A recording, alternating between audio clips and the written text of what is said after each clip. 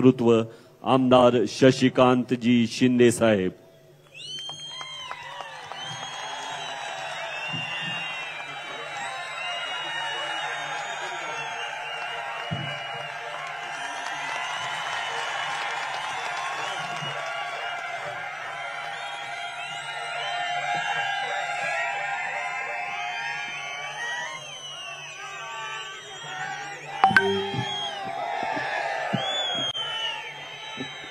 सातारा लोकसभा मतदारसंघाच्या आज होणाऱ्या जाहीर सभेमध्ये आपल्या देशाचे नेते, या बहुजन समाजाचे पंचप्राण, माझं दैवत आदरणीय पवार साहेब, महाविकास आघाडीचे सातारा जिल्ह्यातले आमचे प्रमुख, माजी मुख्यमंत्री पृथ्वीराज चव्हाण साहेब, विद्यमान खासदार आणि याच मैदानामध्ये ज्यांनी सातारा केसरी या मागच्या निवडणुकीमध्ये पद मिळवलं ते श्रीनिवास पाटील साहेब। काही माणसं अशी असतात की जी संघर्षाला कधी घाबरत नाही आणि लढायला कधी मागे हटत नाही। परिणामाचा विचार न करता दिल्लीचे मुख्यमंत्री केजरीवाल यांचे खंदे समर्थक आणि जबरदस्त अशा प्रकारचा नेता आदरणीय संजय सिंह साहेब, तुम्ही माझ्या सभेसाठी दिल्लीवर आल्याबद्दल हृदयापासून सातारच्या वतीने आपला मनापासून या ठिकाणी आभार व्यक्त करतो। आमचे राजेश भैया टोपे, अनिलजी देशमुख, आमचे दुसरे नेते बाळासाहेबजी पाटील साहेब, फौजिया खान, आमदार अरुण लाड, भारत पाटणकर, ज्येष्ठ नेते साहेबराव पवार, या ठिकाणी सर्व उपस्थित व्यासपीठावरील मान्यवर, उपस्थित सर्व बंधू भगिनींनो, विशेषतः या माझ्या उमेदवाराला पाठिंबा देणारे आमचे मित्र संतोष भाऊ जाधव, त्याचबरोबर दुसरे आमचे सहकारी शंकर पार्वती कार्तिके, उपस्थित मोठ्या संख्येने उपस्थित असलेले सर्व बंधू भगिनींनो आणि माझ्या पत्रकार मित्रांनो, मी साहेबांकडे मुद्दाम नतमस्तक झालो आणि तुमच्या समोर नतमस्तक झालो। लढाई छत्रपतीच्या गादीशी होती आणि एका सामान्य कार्यकर्त्याला एवढ्या मोठ्या संख्येने आपण पाठबळ दिल्याबद्दल मी मनापासून आपल्या या ठिकाणी ऋण व्यक्त करतो। आणि साहेबांचा एवढ्यासाठी मी नतमस्तक झालो, हा काय ड्रामा नव्हता, हृदयातली भावना होती। एका माथाडी कामगाराच्या मुलाला 5 वेळा आमदार, 1 वेळा मंत्री, लढाईच्या वेळेला मला खासदारकीचं तिकीट दिलं, त्या माझ्या नेत्याच्याकडे मी दंडवत होणं माझं कर्तव्य होतं। कारण महाराष्ट्रातले असे नेते त्यांनी ओळखले, आर पाटलांसारखे अनेक दिग्गज नेते होते ज्यांना कर्तृत्वाने मोठं करण्याची संधी फक्त या देशामध्ये एकच माणूस देऊ शकत होता, तो शरद पवार होता। आणि कर्तृत्वान अशा लोकांना कर्तृत्व दाखवण्याची संधी देणाऱ्या नेत्याच्या समोर आज संघर्षाचा काळ आहे आणि या संघर्षाच्या काळामध्ये या ठिकाणी मी माझं मनोगत व्यक्त करणार आहे। निवडणुकीची रणधुमाळी सुरू झाली आणि बऱ्याच चर्चा, बरेच आरोप प्रत्यारोप सुरू झाले। माझा चांगला आहे की माझ्यावर सुद्धा अशा प्रकारचे आरोप झाले। आरोप करणाऱ्यांवर मी टीका करणार नाही, परंतु मला अभिमान आहे की माझ्या व्यासपीठावर 2 नेते असे आहेत की आरोपाला समर्थपणे समोर जाऊन ईडीला न घाबरणारे संजय सिंह आणि अनिल देशमुख आहेत, संजय राऊत आहेत। साधा विचार करूया. मी तुम्हाला एक गोष्ट सांगतो, हे तुम्हाला माहीत नसेल. माझ्या पत्नी इथं आहेत, माझी मुलं इथं आहेत. माझ्यावर पूर्वी एक गुन्हा दाखल करण्याचा षडयंत्र रचलं गेलं आणि आमच्या कुटुंबाला कधी हा अनुभव नव्हता. आणि मी बाहेर गेलो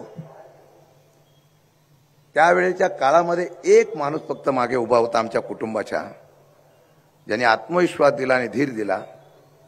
त्याचं नाव होतं शरद पवार. म्हणून या नेत्याच्यासाठी पाहिजे ते करण्याची भूमिका घेणारा मी कार्यकर्ता आहे. सत्ता येते, मान सन्मान मिळतो, काही लोक फिरतात, काही लोक सोडतात, काही लोक जाणीव ठेवत नाही. एक नेता होता ज्याने आमच्यासारख्यांचं आयुष्य उभं केलं. मी त्यावेळीच सांगितलं, आयुष्यातल्या उर्वरित आयुष्यामध्ये या नेत्यासाठी आणि तुमच्यासाठी जे करावं लागेल ते करण्याची शपथ तुम्हाला आजच्या सभेच्या निमित्ताने देतो. खरं म्हटलं तर साहेब, टीका झाली, माझ्यावर टीका झाली, मी कधी विचार करत नाही. माझ्यावर एकच टीका सारखे होते, पण माझ्या साहेबावर बोललं त्याची मला थोडी खंत वाटली. बरं, करणारे कोण? ज्यांना 3 वेळा खासदार होण्याचा भावमान फक्त पवार साहेबांनी करून दिला. अजून एक गोष्ट सांगतो, ज्या वेळा या असलेल्या सर्व गोष्टीच्या माध्यमातून खासदारकीची उमेदवारी करायची होती, त्यावेळेला पक्षाच्या अनेक नेत्यांचा विरोध असताना सुद्धा उदयनराजेंना समर्थन करणारा मी कार्यकर्ता होतो.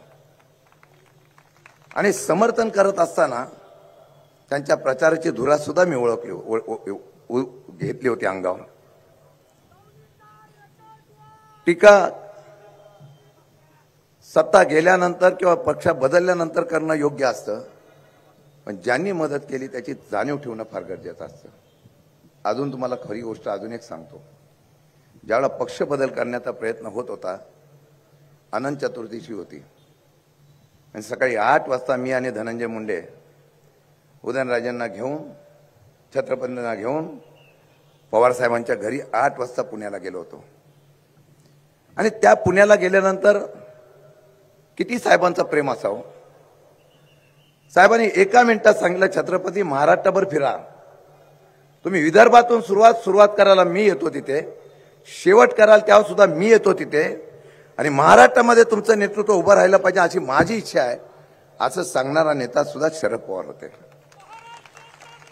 आणि या गादीचा मान सुद्धा पवार साहेबांनी ठेवला की छत्रपतींना संधी दिली पाहिजे अशा प्रकारची भूमिका घेणारा नेता शरद पवार होता. आपण भाजपमध्ये गेला, आम्हाला त्याच्याबद्दलचं दुःख नाही. आपल्याला भाजपने शेवटच्या क्षणापर्यंत तात्काळ ठेवलं याचं आम्हाला दुःख आहे. आणि हे करत असताना सांगतो, आपण साहेबावर बोलत होता, दुःख ह्याचाच गोष्टीचं आहे. साहेबांचं प्रेम तुम्हाला काय होते तुम्हाला पण माहिती आहे आणि साहेबांना पण माहिती आहे. आता साहेबांना तुम्ही 1.5 मतदारसंघाचे जिल्ह्यापुरतेचे नेते म्हणून ओळखतात आणि सांगायला लागला, महाराज आम्ही काहीतरी कष्ट आपल्यासाठी केले होते. त्यामुळे सत्तेच्या आणि स्वार्थासाठी अशा प्रकारची टीका करणं योग्य नसल्यामुळे मी एवढंच सांगू इच्छितो, हे शरद पवार 3.5 जिल्ह्याचे नव्हे तर महाराष्ट्राचे आणि देशाचे इतिहास घडवणारे नेते असतील हे तुम्हाला आज सांगू इच्छितो. आणि म्हणून मी आपल्याला एवढंच सांगणार आहे की निवडणूक आहे, लोक वेगवेगळ्या प्रकारची भावना व्यक्त करतात. म्हणून आम्ही गादीला मान ठेवला हे जाहीर सभेत सांगण्याचा मी प्रयत्न एवढ्यासाठीच केला. पण गादीचा मान कोणी ठेवला नाही, छत्रपतीचं स्मारक का उभं राहिलं नाही.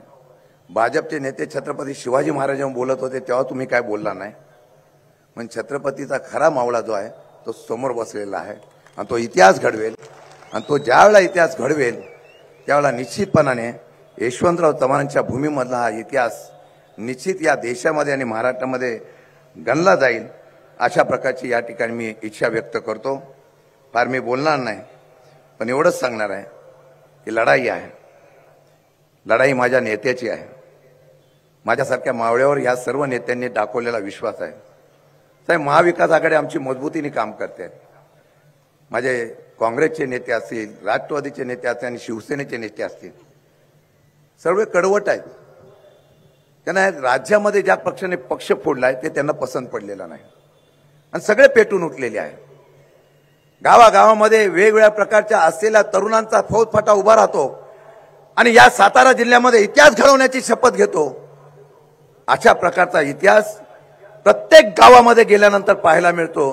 ही आमची पवार साहेबांची आणि महाविकास आघाडीची शक्ती असं मला वाटतं. माथाडीचं एवढंच सांगेल, अण्णासाहेबांच्या नंतर, शिवराव पाटील साहेबांच्या नंतर आमच्या पाठीमागे एकच नेता उभा होता, तो पण शरद पवार साहेब होता. माझ्या माथाडीचे कायदे आता मोडायला निघाले. माझ्या इथे एकनाथ जाधव आणि गुलाबराव जगताप आलेले साहेब. माथाडीचं पाठबळ आपल्या पाठीमागे आहे. संतोष भाऊ, बाकीचे सगळे, शंकरराव वगैरे, कार्तिकेय वगैरे सगळे आलेले आहे. मी बोलवलो नाही, त्यांना वाटे हा प्रवास आता गेला पाहिजे. ह्यांचे नेतृत्व आहे. संतोष भाऊ वगैरे सारखा सरळ मनाचा माणूस त्या ठिकाणी काम करण्याची इच्छा व्यक्त करतो.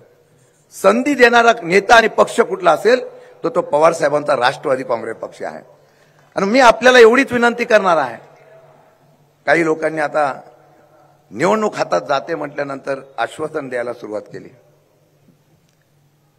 सांगितलं गेलं की जून जुलैमध्ये तुम्हाला राज्यसभा देऊ आणि त्यानंतर तुम्हाला कर्ज देऊ. मला त्याच्याबद्दल काय म्हणायचं नाही. मला एवढंच सांगायचं, समोरचा उमेदवार निवडून आल्यानंतरच राज्यसभा मिळेल आणि लोकांनी ठरवलं हा उमेदवार निवडूनच द्यायचा, नंतर काय होणार आहे. आणि म्हणून मी आपल्याला सांगणार आहे, लक्ष्मण तात्यांचा विचार, चव्हाण साहेबांचा विचार, आमचे सगळे मित्र आहेत, आमचे सर्व सहकारी आहेत, सर्वांना वाटतं हे मनापासून हे योग्य नाही, काही अडचणी आहे. मग आतून सर्व जनता ही आमच्या पाठीमागे आहे याचा मला निश्चित उल्लेख करावा लागेल. साहेब एवढं सांगेल, माझ्यावर तुम्ही विश्वास टाकला आणि मी जनतेच्या समोर विश्वासाने जात आहे. लढाई आहे, 2-4 दिवसामध्ये बऱ्याच घडामोडी घडू शकतात, पण जागृत राहाव्या, एकीने उभं राहाव्या, एकजुटीने उभे राहाव्या. या ठिकाणी एक पावसाची सभा झाली आणि देशाचा आणि महाराष्ट्राचा इतिहास बदलून गेले. काही लोक म्हणाले यावेळेला पाऊस नाही, पण मी तुम्हाला सांगतो, आले लोक इतके मताचा पाऊस गाडतील की महाविकास आघाडीचा उमेदवार उभा राहते. 7 तारखेला घराघरामधून मतदान बाहेर काढा. जे आपलं आहे, जे हक्काचं आहे. फार दबाव आहे, लोकांना बाहेर पडून दिले जात नाही, फोन केले जातात, दमबाजी दिली जाते.